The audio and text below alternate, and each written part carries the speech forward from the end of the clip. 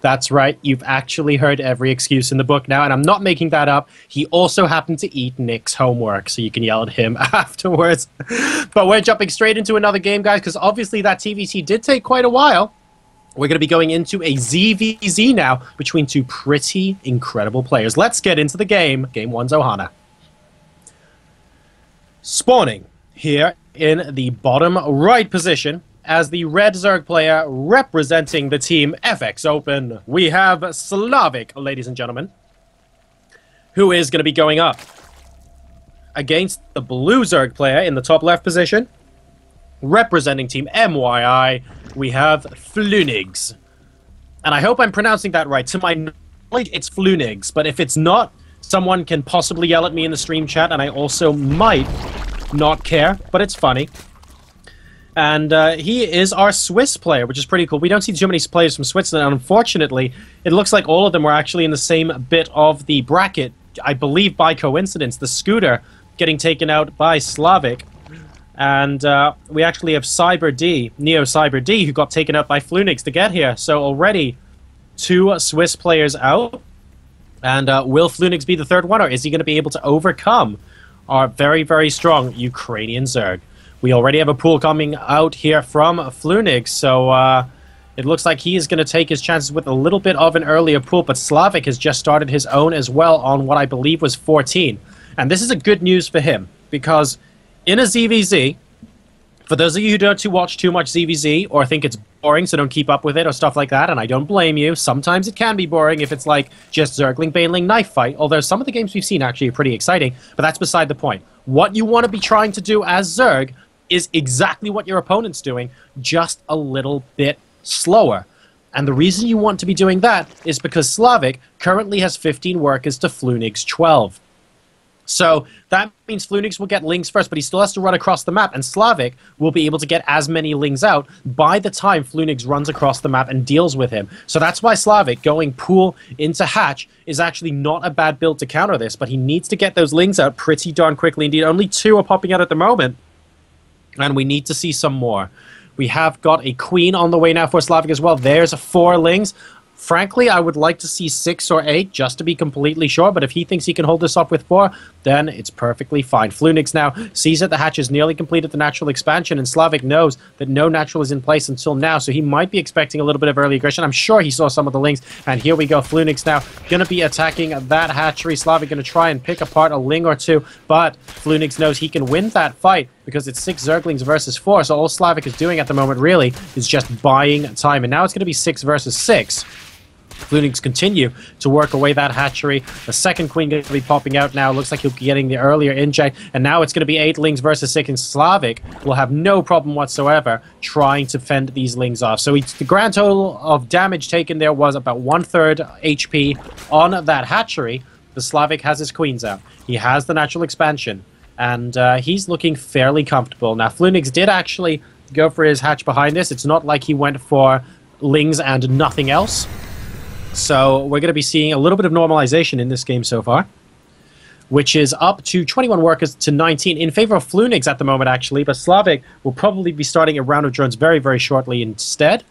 And don't forget, he had his natural expansion down a little bit earlier than his opponent, so he'll be able to get a round or 2 of larva just a little bit faster as well. At this moment of time, I would give a very small edge now to Slavik, considering he held off those lings, that beautiful early game frustration so well. And oh, if he gets the queen, this is going to be huge. This would be huge if the queen goes down. And wow, the queen goes down there, and he might even get a drone. And no, actually, really good micro there from FluNigs. Picks apart a couple lings there from Slavik, so he gets a queen as well. Slavik is definitely ahead at this moment in time, and he's getting a massive round of drones. He has started Zergling speed. FluNigs hasn't even started mining gas yet. He is up, but only by a single worker versus Slavik at this moment in time, who is going to be going for his second gas as well, and he's getting a Baneling nest, so it looks like he's going to try... This will either be a defensive Baneling nest, which I don't think it is, because I think he knows he's ahead after that early pull and picking off the queen, or this is going to be a move into a knife fight. He might just say, look, I think I can just win the game outright with Zerglings and Banelings. So I'm going to go for it. And yes, look at this, 18 Zerglings on the way in the production tab now for Slavik as the two gases pop out for FluNigs. but the Baneling nest is about to complete for him as well. So this, I'm going to be honest, it might be held off by FluNigs here, but it's looking like this could hurt. And it's looking like this could hurt a lot. We've got an Evo Chamber and a Roach Warren coming up from FluNigs. So Slavik does have to make this count. Otherwise, the resulting Roaches could be quite painful for him, because Zerglings, unless you have them in mass numbers, aren't really that great against Roaches. Roaches are kind of good at taking damage. So let's see what Slavik does. Zergling speed on the way as well. Leading the charge with 2. Baneling's going to be morphing a lot more in that bottom right. And we are walling off with Evolution Chambers. 3 Evo Chambers, guys. And are we going to get through this 1 Evo Chamber? It looks like we are. And the 2 Banelings are about to hop in. Let's see if he can do... Are we... Oh, wow. Trying to wall it off with Queens. How many Banelings do we have here? A reasonable number, and an Overlord sees them. Is Slavik going to go for it anyway? He could just go for it and try and bust down the Roach Warren or something hilarious. Are we going to see that? And it looks like we are. The Zerglings moving in. But here come the Banelings. The Banelings are moving back. They need to be able to hit something. He's just going to go straight for the mineral line by the looks of things. Yes, he is. And oh, good God. Ladies and gentlemen, you've just lost in the game of drones because so many have just gone down. More Banelings. Are we going to see Zerglings into the main base? We need to see Zerglings into the main base, to be honest, to cement that he has a really huge advantage here. Both Queens go down, and yes, actually, this is going to be enough. Roaches have popped, but so many drones have gone down here. 18 so far, and more Lings streaming into the main base. And FluNigs is in a world of hurt. Slavik is going to be able to do a huge amount of damage here in game number 1. We could even just see him put 2 Zerglings in the natural and just start morphing Banelings at this point. It looks like the Roaches are going to be able to clean it up. Number of workers killed, 25-0. And Slavik is leading 52 workers to 26, ladies and gentlemen. 52, and here come the 2 Banelings on the side. Oh my God, another 4 workers killed. And that's huge because that takes FluNigs down to 22. 22 workers versus over 50. FluNigs has the Roaches, but can he actually break through Slavik? My guess is not. And Slavik's going to be putting up some spine crawlers now, and he's getting a Spire as well, and the follow-up mutas are going to be devastating. Absolutely devastating.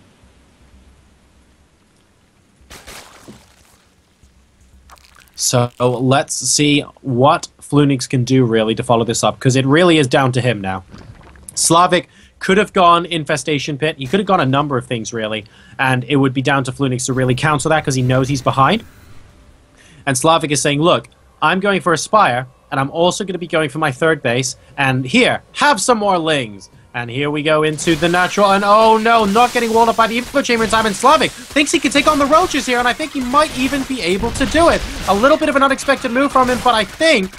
Wow, that's going to be that. GG, well played. Slavik actually barely managing to overcome the Roaches even as well there. And FluNigs recognizing how ridiculous of a situation that is. GG in game number 1.